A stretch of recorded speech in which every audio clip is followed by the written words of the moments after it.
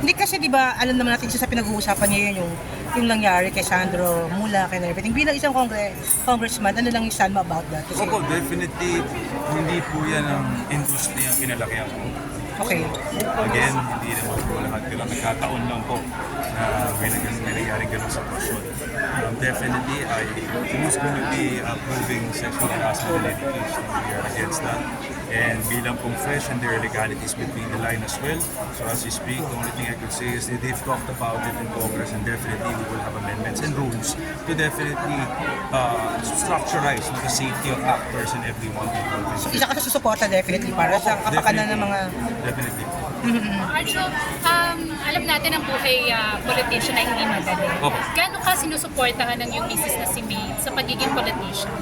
Definitely, Maine is very supportive in all ways. Hindi lang po siya mapakita because definitely she also has work. And I just don't like mixing too much kasi when I work tuloy-tuloy. It's just my mentality. It has nothing to do with her not supporting me because what I need is more of, my support at home. When I get home, my personal favor there is practically my, how should I say it, like my safe space. And definitely when I get out, I'm overload, working every day. Not complaining, but again, it gets really busy.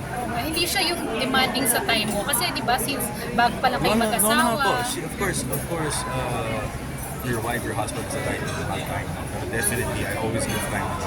Hindi naman po mawawala. Like I always said, politician, almost on husband. Priority of everyone here, kahit anything about tayo, is also family at the end of the day. Pero pag-uusapan nyo rin ba ni May na siya ba may possibility din na pumasok sa politika at maging public servant? Ako po malabo yun. Again, I said this is my own battle. We are not ambitious of power. We're not trying to get anywhere here. I'm just trying to help as much as I can.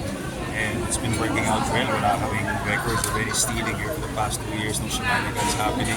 We've been obeying with all the rules and regulations that have to do with the office of the congressman.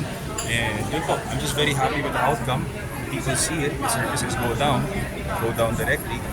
And yun na po, I'm just very blessed with the support also of these people. They give me this opportunity and privilege to be of service. Pero ang number one priority mo kanina is being husband. Po, yeah. If papapiliin daw po, priority of course. Husband, son, brother, of course. May question lang ako, kasi natanong sa'yo kanina, sabi mo nga parang isa secret yung pagkakaroon ng anak. Is it because of your busy schedule or kayo yung tao na pag dumating? Po. I think that's for us na lang po. Kasi it's very personal din. Po.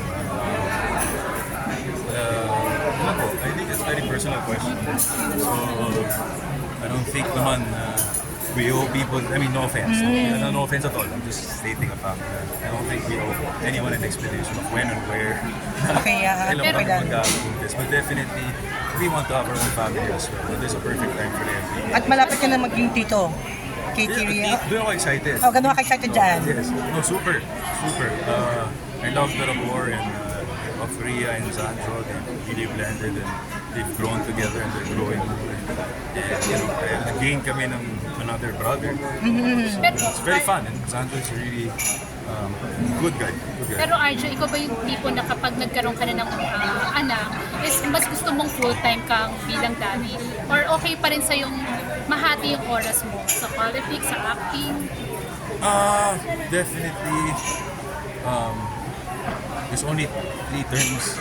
Yeah. Congressman naman eh. So after that, maybe who knows if I stop or I continue. Who knows na. Pero definitely, family is always a priority. Either I do politics or what. It's always also a priority. Lahat naman tayo, we're all working to be a better example to our children, to earn money, and all this stuff. But definitely, to be able to come to the family one day. Anong reaction mo pag medyo napipressure ka ng mom mo? Kung sinasabi niya excited na siyang magka-apo din sa inyo ni May?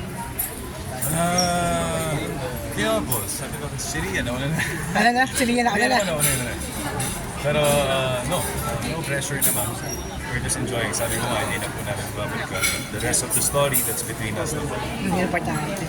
And Arjo, aware ka naman na being a politician, di ba? Sa showbiz maintriga na. So, sa politics maintriga pa rin.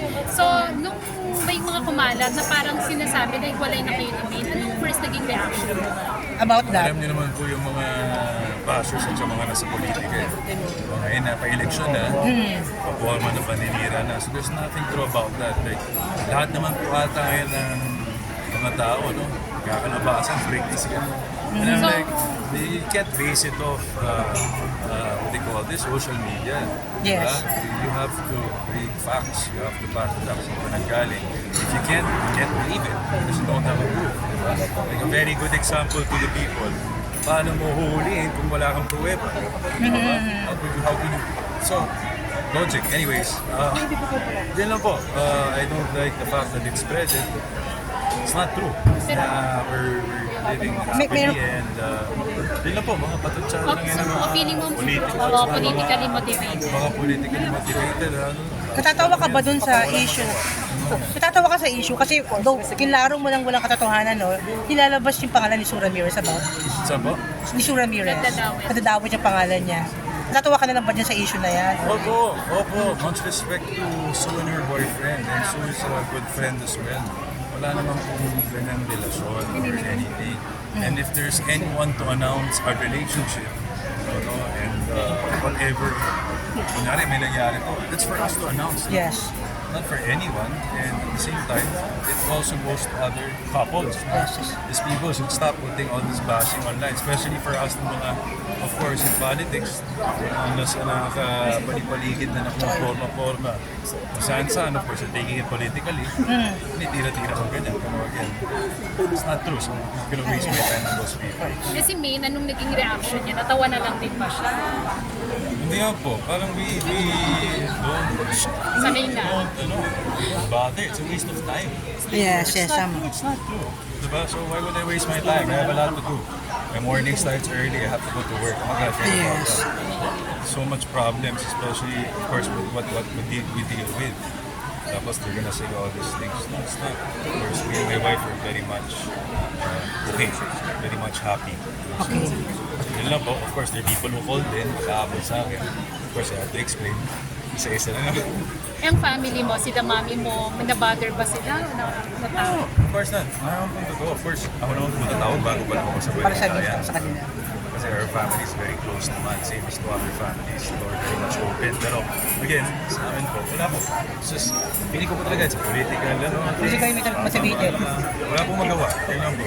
They're trying to Fake news. Okay. maintindihan yung mga tao. Anyways, okay. Pero See you. the more na pinag-uusapan ka, ibig sabihin, you matter and you're... Relevant ka. Okay, well, I'm not trying to stay relevant. I'm just doing my job. Yes. They're trying to nabubuyan. Salamat, Sir Arjo. Thank you. Thank you, Thank you. Arjo.